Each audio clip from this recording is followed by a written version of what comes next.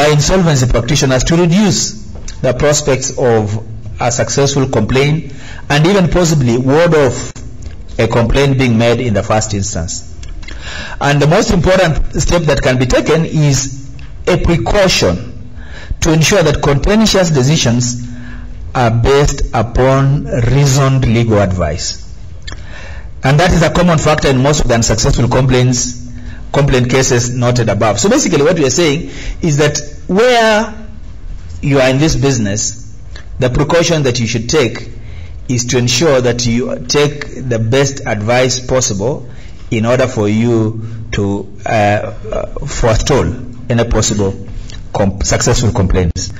I'm not saying that there will be no complaints, there will be complaints, but how do you ensure those complaints are without basis or are without merit? It is also a sensible strategy for office holders, that is insolvency practitioners, to make a contemporaneous, to make a note giving reasons for taking a particular course of action. Here we are, and who to know this better than lawyers, that for every action you take on a file or on a matter, surely there is a reason that makes you arrive at it. Why not take your notes? Perhaps is circumstances, perhaps is the evidence you have collected. So make some notes around the issue so that it's possible for you to demonstrate how you arrived at your decision. And that insolvency practitioners should consider making more extensive use of the power to seek directions from the court. Because of the nature of this business, and because an insolvency practitioner is also an officer of the court, later on we shall be saying there is room for one to take a proactive decision to ensure that the courts give them the cover that they're looking for by asking for that cover. Though, of course, we'll be saying is an expensive step to so do, but it's a critical one in the, what I'm calling a reality of things. Because when you do that, it becomes a defensive strategy that might not always be welcomed by the court, but in the current climate, who could blame an insolvency practitioner for being cautious? Basically what we are saying is that, especially if you are operating in an environment such as ours, where people will deny what they said, they'll deny the instructions they gave you, what a better way to do other than to be cautious and ensure that you also move with the court in that respect. Though I've said this approach may also increase administration costs of the insolvency process itself. So basically what I have tried to concentrate on for our purposes this morning and part of this afternoon is to help us distill the issue of transition, and to say that perhaps there is a misinterpretation out there, but I think we are now, are we past one year since we go the commencement? We're past a year now? I think so. Now, of course, the time for us to begin to look at who is compliant and who is not compliant. But again, it's also time for us to begin to take advantage of the practice and see the extent to which we ourselves can be better at this. So your interest out of this is that you may want to look at this better and also be able to be part of it, and therefore look at how else we can help to improve the practice, or as one colleague was saying, how else can we contribute to even the improvement of the legislation itself and the regulations that inform this practice. So basically, what I wanted to concentrate on was to look at how we can be able to understand the practice, how we can participate in the practice, and what some of the areas that we can think and avoid, and partnerships that we can build to the extent that we are able to actually practice in this area. And all I've said is that with a bit of caution and a bit of prudence and care, one should be able to have a flawless process. Having said that, I'm still saying that we will not stop people from litigating.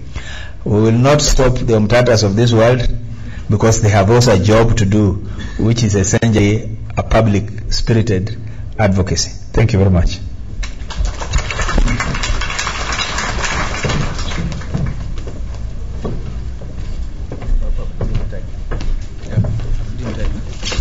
Thank you, Martin. Martin did very well.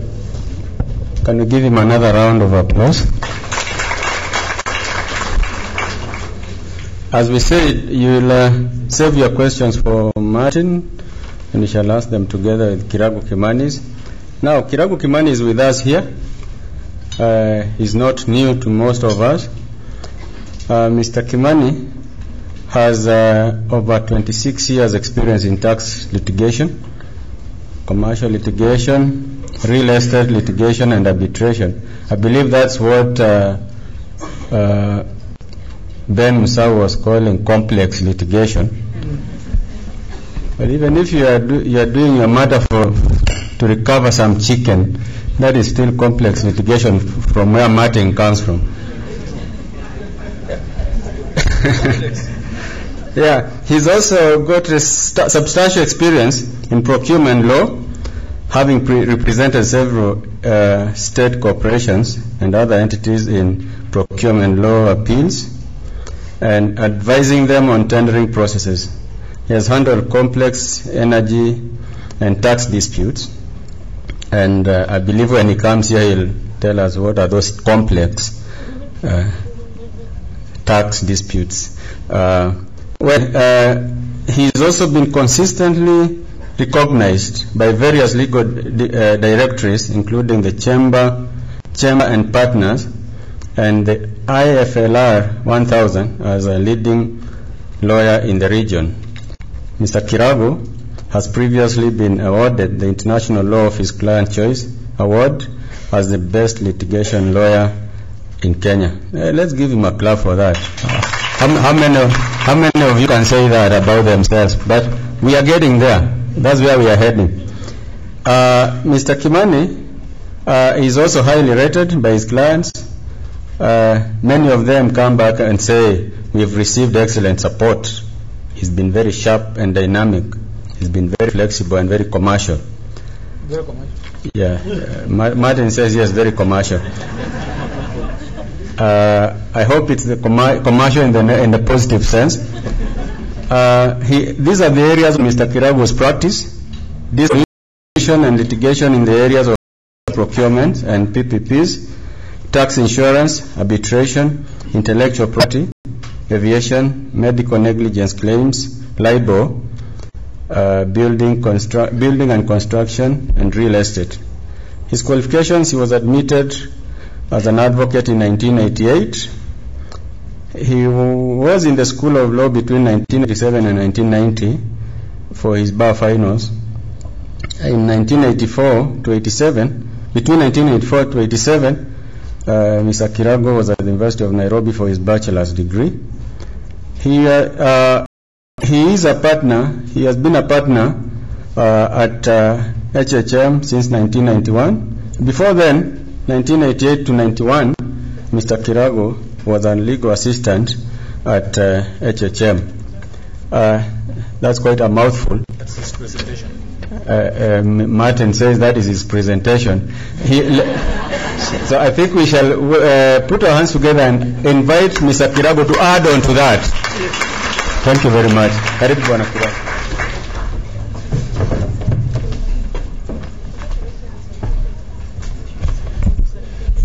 There's at least 7-8 people who I work with who must be wondering who they were talking about, because they don't recognize any of those things. Anyway, where is this gentleman? I don't want to muck around with this. Let's get started. A few introductory remarks, and I suspect what you got, Bwana Kamau, is not a bio. Somebody went and mined my CV and you were reading it. That's not a bio. I'm sorry about that, guys. My colleague, Mr. Olo, started by thanking you for waiting. That should be not Oraro. That should be winding up this. Yeah. Started by thanking you for waiting. Mine will be very simple. I'll be eternally grateful if you're still awake when I'm done. He also mentioned that for people like us, the rural-urban case is not something to remind us. Not a very polite thing to say, to remind people who are Noah's Ark, ask them what exactly was a flood like, because this goes back 31 years or 32 years. And if you were an adult then, you're probably being looked at as a piece of furniture by now. He went on to say that there are many overlaps between what the various speakers have said. I agree with that, and I will therefore try and keep it very short, because every time I put on a slide, I'll say, I'm sure you've had that, and it will probably be correct. Having said that, like every court lawyer, we're not particularly famous for keeping time. So although I see I've been allowed 45 minutes, I rather suspect if I get to 30 minutes, I'll be lucky to have 10% of the people in the room. So I'm going to suggest if a kind soul, when I start getting to half an hour, could raise their hands.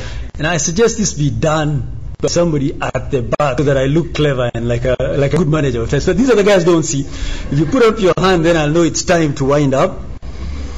And just the hand will come from right here.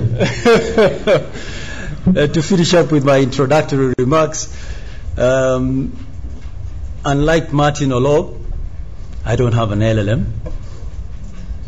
I don't hope to have one. He doesn't need one. I am not a candidate for a PhD. The only candidate I look forward to is the one at the bar this evening. There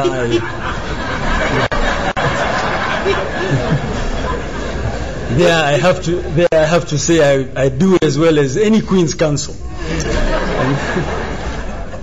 And finally, to turn to Mr. Kamau, he suggested that I should tell you what complex tax disputes are, because those appear in my CV. Well, the short answer is when a client walks into your office and he says, I know I owe, lakini sitaki kulipa, that's a complex one. Your job then is to get them out of trouble. Of course, always remembering that your first and most important duty is fidelity to the law and to the cause of justice, not to create cases. Well, let me start by thanking my colleagues in the office who've helped me prepare this. Their names are there. One always assumes that the person, what you see, what you hear in here is the beginning and the end. What we must always remember is that a lot of hard work has gone into this. And I don't know whether the slides are always shared. I hope they are. And I look forward to a day where when people like me are a little better organized, these slides will be shared before, so that people can read these things, do some of their own reading, and then we can have a more meaningful engagement. What do I want to do this afternoon? I want to do three different things. The first one, I want us to just have a look at the entire process of winding up, and in doing this, under the Insolvency Act, I'll be looking at three different things. We'll be looking at members' voluntary winding up, a creditor's voluntary winding up, and then a liquidation by the court. Then I want to look at the comparison between the old regime, that's the CAP 486 regime, and the Insolvency Act. I will also, thirdly, look at a few salient features of the current regime that's under the Insolvency Act. Straight into it then. Now we have the Insolvency Act in place. The insolvency regulations weren't in place for a very long time. What do? These two actually now consolidate the law relating to insolvency. And when we're talking about insolvency, please remember we're talking about natural persons, that's we human beings, and then we're talking about artificial persons, incorporated and unincorporated bodies. We're not going to either be, there's two broad categories, either voluntary or by the court. And even for voluntary, there are two different animals here. You've got a member's voluntary liquidation and you've got a creditor's voluntary liquidation. It sounds a bit like a misnomer that it could be a creditor's voluntary liquidation, but it's something we've picked up from other jurisdictions. But when you look at the Act, you have shifted from where we were. And one other thing I should have said right at the start is that the general thrust of the Insolvency Act is to migrate from the CAP 486 situation, which was the first guy to breast the tape actually grabbed it all. In other words, you had a certain hierarchy, certain pecking order. What the focus now is on is to try and equalize as all the creditors as far as possible, and we'll look at that in a short while. Now let's just look closely at the members and creditors' voluntary liquidation. But precursor to that is, on what grounds can a company be voluntarily liquidated? There's a number of grounds. I don't intend to walk you through all of them. Some companies are set up for specific purposes, to do a particular thing, to develop a particular housing estate, period. When that happens, then the company is ripe for liquidation. Second ground is where the company has passed a special resolution to go into voluntary liquidation. And there are rules for that. When you do that, when you pass a resolution as a company, then the resolution has got to be published within 14 days of its being passed, once in the Kenya Gazette and once in at least 2 newspapers in the area which the company has its principal place of business. Now you can see a typical cut and paste job. This is not United Kingdom, where you have Manchester has its own newspapers, London has its own papers, and then you've got a few national papers. Here you'll have a few vernacular papers in Kisumu, in Kiambu and such places, but you're unlikely to find these notices published there. But this is a cut and paste job from the UK. That's why you have the localized bit as well. And then an attempt to embrace technology on the company's website. I urge you to frequently look at the papers, because for those of us who are litigators, and not just litigators, even for the other practitioners, it's always important to know, as you're preparing your documents, what's the status of the other company. If it has passed a resolution to go into voluntary liquidation, this is something that you should know about. This is something you should advise your client about. And there are things that have to be done before the resolution is passed. This, again, is not entirely new. A declaration of solvency. It may not have been called the same under the under Cap 486, but there was something akin to this. And this has to be made within 5 weeks preceding the date of the passing of the resolution. It doesn't mean what is sought to be achieved here. You don't want to pull a fast one on creditors, on some members by passing a resolution in January, making a declaration of solvency in January, and then passing a resolution in December. It's got to be within 5 weeks before the passing of the resolution. Then a notice of the resolution to liquidate has to be sent to the holder of a qualifying floating charge in respect of the company's property. So again, if you're advising a company which is walking down this path, they've decided we want to go into liquidation, you should have your checklist. What are the things that we have to do before we get to the resolution? What are the things that have to go into the resolution? What follows after this resolution has been passed? And that's part of what is on your screen now. After the expiry of 5 days from and including the date on which the notice is given, or if the person to whom the notice is given has consented in writing, please note that the holder of a qualifying charge can actually consent.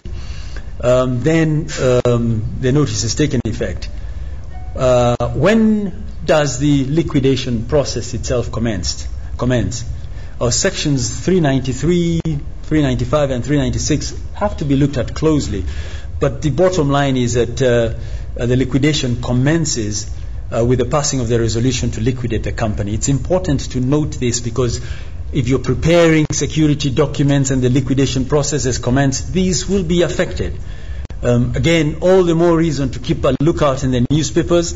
Any sensible practitioner in this day and age should have either a librarian who's a specialized person who goes through their papers on a regular basis, or a trainee lawyer. I know there's many of us who actually believe having a trainee lawyer in your office, these are your pupils and interns, is an unnecessary expenditure. It isn't.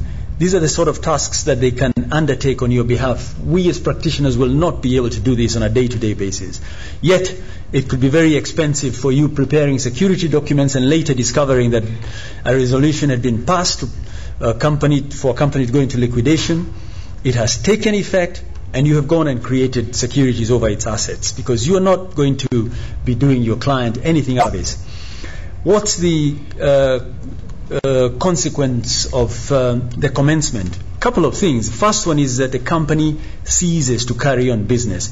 There is a rider there, of course, if it is necessary for the beneficial liquidation. What examples come to mind? Maybe a company's sole business was to develop a housing estate, and 90%, 95% of the work is done. There's a few units left to go. The directors consider, the members decide that they need to go into liquidation. We've achieved the objective. It may still be advisable for it to continue in business to complete the remaining units, sell them, because that's clearly beneficial to the liquidation, collecting all the assets. As we saw, there are three different aspects. Okay? There's a couple of cases, English cases on this, which in the fullness of time you can look at. I imagine the Secretariat will be sharing the presentation. The second consequence of the commencement of the liquidation is that the corporate status and the corporate powers continue to have effect until the company is dissolved. And we'll come to dissolution a little later. So don't let anybody tell you that now that it has commenced, the corporate status or the corporate powers have come to an end. It is not correct. Thirdly, share transfers and attempt to alter member status after the passing of the resolution are void. I have to emphasize, however, and there's good reason for this. You don't want people allowed to transfer their shares when the company has already passed a resolution and in effect the liquidation has commenced. But there is an exception. I think the liquidator may allow transfers. He may consent to that, or even alteration of a member status. And it makes perfect commercial sense. You know, you may be after a judgment debtor whose sole asset is a stake in a company which is going into liquidation. You've got your back against the wall as a decree holder. If that's the only asset, then it would be most unwise for you not to accept to take a transfer of the shares, subject to confirmation or approval by the liquidator. You at least have something to look to make some sort of recovery for your client. Now, thus far, these two creatures, that's the members' voluntary liquidation and the creditors' voluntary liquidation, they're by and large the same. A divergence starts to appear at this point in time. So let's start by looking at the members' voluntary liquidation first. A number of things. First of all, for the members' voluntary liquidation, it is a general meeting of the company which appoints the liquidator, and could be one or more. And please note the use of the word shall. They're the ones who have the responsibility, the mandate of appointing the liquidator. Second thing is that after the appointment of the liquidator, then all the powers of the directors come to an end.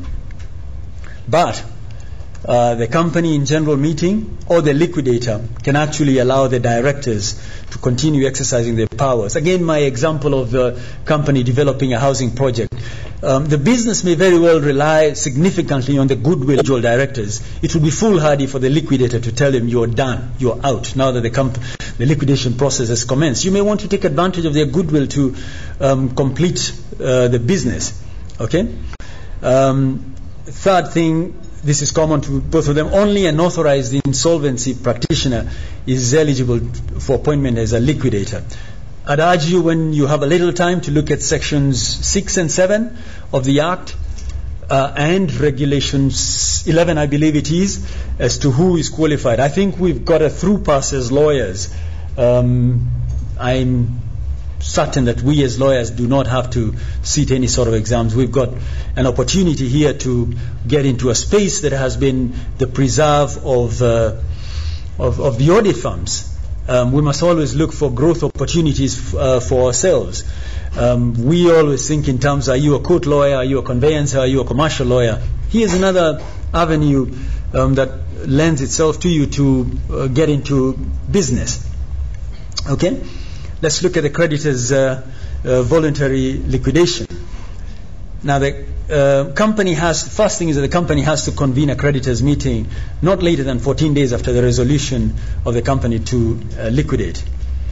And at this meeting, the directors have to present the financial position of the company. Remember the members one was preceded by the declaration of solvency. This is slightly different. Okay? At this meeting, the creditors may, again in contradistinction to the company shall, on the members voluntary, may appoint a liquidator. This is permissive. If they don't do this, then the company will nominate the liquidator. And again, it's debatable. This talks about a liquidator. Does that mean you can't have more than one? Probably yes, but members voluntary, I think you could have more than one. I'm not sure what the rationale is, but I don't think we should be detained by that. The creditors at this meeting may also appoint a liquidation committee. What's the objective of this? It's generally to give the creditors themselves some say, some voice in the liquidation process. So especially for large concerns, it would be most unwise not to have a liquidation committee. Okay. Again, like the members' voluntary liquidation, upon the appointment of a liquidator, the powers of the director cease. But another rider, the liquidation committee, and we see again the creditors can continue to play a role in this, or if there is no such committee, the creditors themselves can sanction the directors continuing. Okay. From then on, the process between the members and the creditors' liquidation is largely the same. Now, I'm going to skip a couple of slides because I'm going to have the comparative bit a little later on, and I sense that I have taken a little longer than I should have on the first bit. Let me just see where I want to stop. And again, ladies and gentlemen, I think probably I think I want to start with the dissolution, because that's the next step. Okay. After the liquidation process comes to an end, you have a final meeting, and after the final meeting, the liquidator sends a statement of account of liquidation, which is presented to the registrar. Okay. The registrar's obligation upon receipt of that statement is to register it. And again, if you look at the Insolvency Act, there's a couple of different registers created. It's important for us as practitioners to familiarize ourselves with them. At the end, 3 months from the registration, the company stands dissolved. But, and this is a big but, because frequently we will discover things have happened much long after the event. The code still has the power, either on the application of the liquidator or any other person who demonstrates that they have a legitimate interest in the matter, to make an order deferring the date at which the dissolution of the company is to take effect for such period as the court considers appropriate. I can't think of any situation this would happen, but just shooting straight off the hip, you've been instructed to file proceedings against the company. You go and run a search at the company's registry and discover that there's been a final meeting, a statement of account of liquidation has been presented, and upon looking at it, in your view as a creditor is not accurate. If the 3 months are not over, you may dash to court and get an order deferring this while you query the statement of account. I'm sure there are many other instances that you can think of, or at least a couple of others, where a person may be entitled to move the court. But again, I keep telling people, let's always not look at statutory provisions. Think about the cases that you're dealing. Think about the problems that your clients are encountering. What can I make of these provisions? How can I help them? Do I just sit back and wait for the liquidation committee or the creditors or the liquidator to drive the process? Or is there a way I can get to make an intervention. Okay? Let's look at the other animal, which is a liquidation by the court. This one commences after the making of a liquidation order by the court. And then, please, Section 431 is a must read. You cannot go and read the slides and assume that I know it all. It's a must read. And again, because this is borrowed from the United Kingdom 1986 Act, I believe it is, look at the case law on this. Investing in, there's books out there. I keep telling people we don't spend as much on books as we should. There is no excuse for that, especially for those like me who are going to be sitting behind some counter this evening. Just consume a little less and buy a book. All right? Now, once the liquidation order has been made, then all the legal proceedings against a company which have been started can only be, or if you want to start proceedings, this can only be continued with the approval of the court. Again, it's important that we keep our eyes open, because if the company is in liquidation, you're going to be in trouble instituting proceedings without the approval of the court. You're going to be risking your action being struck out by the court. On what grounds can the court liquidate a company? Some of these have survived, Chapter 486. Let's fly through a couple of them, where there's been a special resolution that the company is to be liquidated by the court, where a public company that was registered as such has not done certain things. It has failed to issue a trading certificate, and these are cumulative. More than 12 months have elapsed since it was so registered.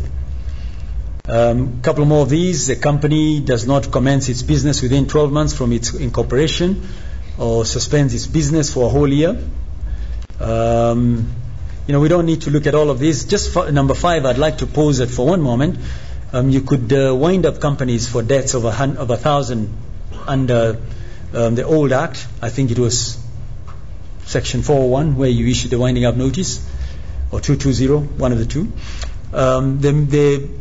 This has gone up to 100,000 shillings under the Insolvency Act. Okay, probably still on the lower side when you consider the expense that is incurred in the liquidation process. If you remember that you have to place a number of advertisements in the media, 100,000 looks like something on the lower side. But again, the other side of the coin is that even if the debt is low, there may be an important point of principle in liquidating a company. All right? I don't think we need to look at that. Maybe 7. Just and equitable was a fairly popular one under Chapter 486. All these old companies, Yenigi Rubber from 1912, are still good law. You still can't come under this. And again, no excuse for not familiarizing yourself with these provisions, especially if you're a litigator. Who can move the court? A company or its directors, a creditor. And please note that a contingent creditor can move the court. Liability has been established. The quantum of damages has not been determined. You can actually go to court and say, I'm moving the court to liquidate this company. Okay? A contributory of the company, a provisional liquidator or administrator. If you remember right at the start, I said there are other things that have been introduced by the Insolvency Act, like the CVAs and the administrative receivers. These people, these offices which are created, these are people who can also move the court for the liquidation of the company. The AG has been given some powers. I want to fast forward to some of these. Forget things like a trading certificate. Those are fairly straightforward.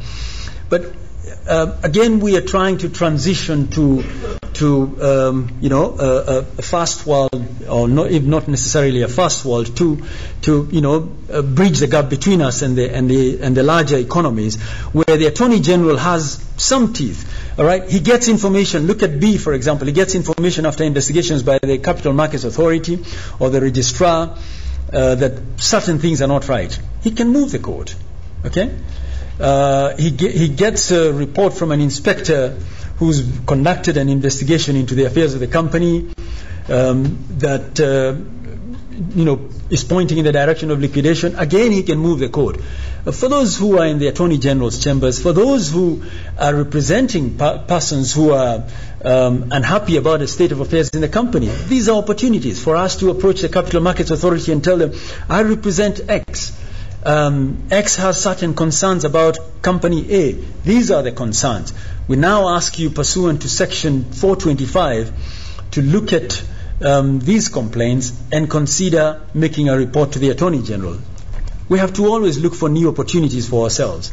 Okay? What can the court do once it's had an application for liquidation? Primarily 4 things. It can throw out the application. It can put off the hearing conditionally and unconditionally. Now, one might say that doesn't resolve the matters, but we have to remember all the time that it's putting it off because it expects certain things to be done or certain events to take place. So it's not as simplistic as it appears. A judge may be persuaded that if I defer this to a later date, then certain things could happen which will change the landscape. It could make an order for an interim liquidator to be appointed, or it could actually tailor-make its own order depending on the circumstances of the case. Again, it's for us as lawyers to be creative. Don't just go to court and the judge asks you, well, what do you want me to do? It says, any order that you deem appropriate. You're not doing your client any justice. Read up in the books, and you look at a lot of these cases, you'll get great ideas as to what you can ask the courts to do, and fashion your orders in a way that the judge will see, right, I've understood the facts. I've seen this guy has a roadmap to where he wants to go to. Is there any reason I should not follow his roadmap? You're doing justice to your client's case, all right? Again, the court may appoint a provisional liquidator, either at the time it's making a liquidation order or even before. Take advantage of this. You, as a creditor, want to move the court to liquidate a company. You are concerned that in the intervening period, the assets of the company could be dissipated. The directors could mischievously put the assets beyond the reach of the liquidator when he's appointed. You can ask for provisional liquidator to be appointed. We had something like this under Chapter 486, but again, it's for us to take advantage of these provisions and help our clients. Move the court. Look at what has been done in other cases. Okay. I want to skip this. We're running a little behind on our schedule. Let's just look at generally what the role of the liquidator is. Within 7 days after a liquidation order has been made, the company itself has to lodge a copy of the order with the registrar, and this order is registered. It also has to lodge the order with the official receiver. And please remember, overlooking some of these steps could have significant consequences for your client, and you could have your work all undone at a later stage because of missing out on some of these things. Okay.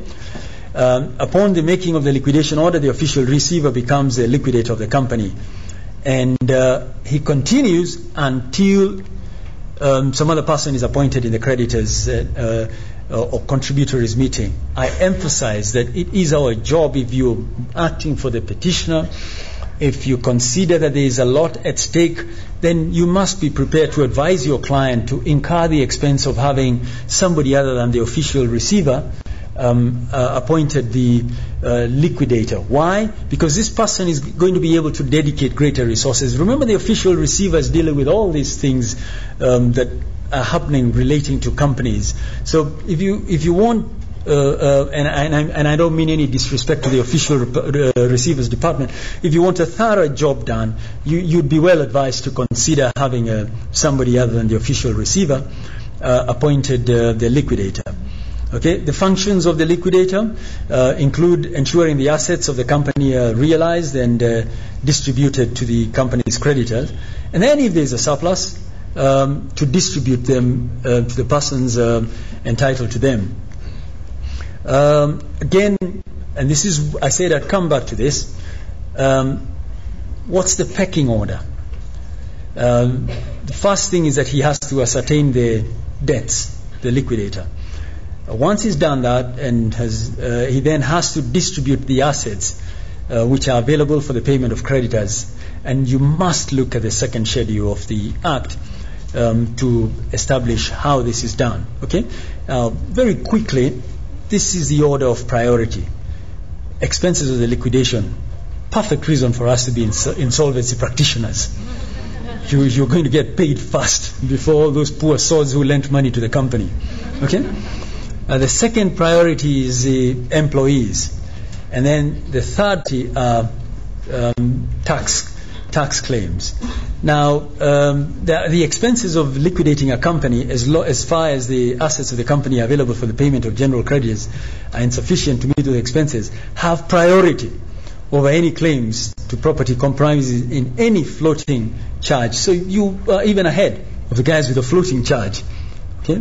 If I haven't persuaded you to all go and start becoming insolvency practitioners, I am not doing my job. Okay? I am not going to walk you through the process of ascertainment of the debt. Again, look at section 474.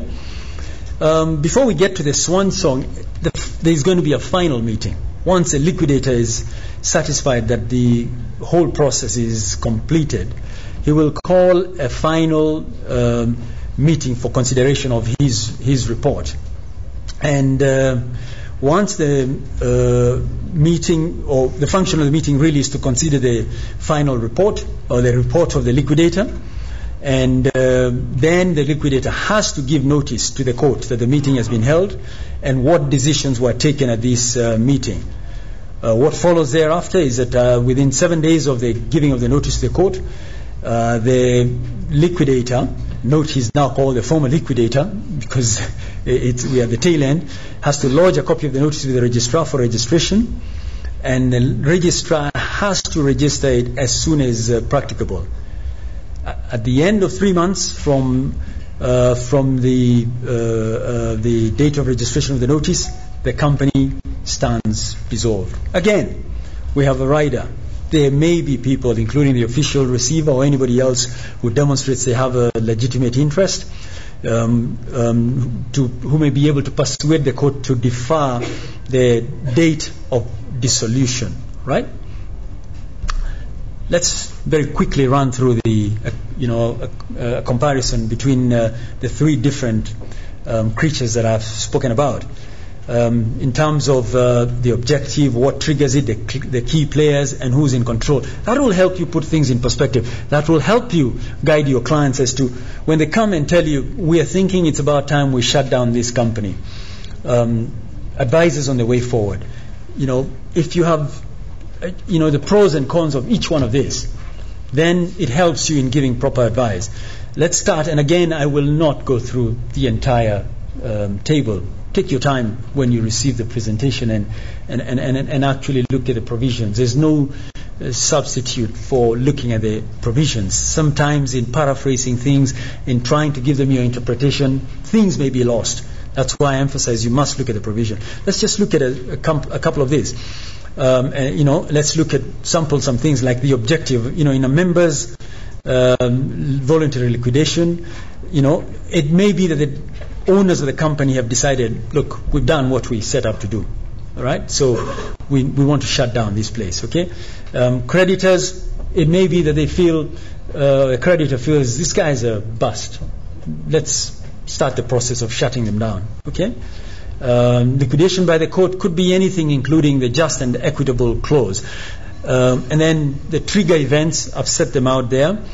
Key players are something you have to consider in advising your clients, because as far as possible, you want to be in control. And I use the word control rather loosely because it's not the appropriate word when it comes to liquidation under the Insolvency Act, because no one really has absolute control. Even the liquidator, you see, has to file various notices, has to call a final meeting. So there's no such thing as total control. But still, it's like being a plaintiff, choosing between being a plaintiff or a defendant with a counterclaim. They have certain advantages. So it's for you to look at the key players. In the voluntary one, it's a board of directors and the liquidator and the members. Okay. In the creditors voluntary ones, a few more players, but again with varying degrees of influence. Okay. So that is something that you have to consider. Control, as the word suggests, members. It's a members. Court, it's a court, and creditors, it's a creditors. Now, I don't want to look at some of these. You'll find them there. I really just want to get to the tail end of this, which is a comparison between the repealed Chapter 486 and the Insolvency Act. The whole purpose of this is that we must always look at where we've come from, and then where we are and where we intend to go to. We then move to determining which cases are still good law. And remember, our advisors, lawyers, is always premised on three things. First, statute. Second, interpretation of statute by case law. All right? And together with that, scholarly text. Hence my emphasis on investing in books. Okay? Let's just look at a sample of these. The forms of liquidation, you can see under section 212, and we've taken a certain departure from that in the Insolvency Act, the middle column. And again, if you look at the column with comments, the total control that the court had under Chapter 486 has in many ways been ceded. I mean, this is, I think, in some ways also reflective of where we wanted to go to as a people with the 2010 Constitution, which is giving greater control to as many people as possible. Let me just keep this and look at some key things. For example, under Chapter 486, the liability of past shareholders. You are out before the process started. No liability attaches. Now, you have to read Section 386 carefully under this, because you may be gotten at as a past shareholder. So, again, it's our job as practitioners. When Mr. X or Ms. Y shows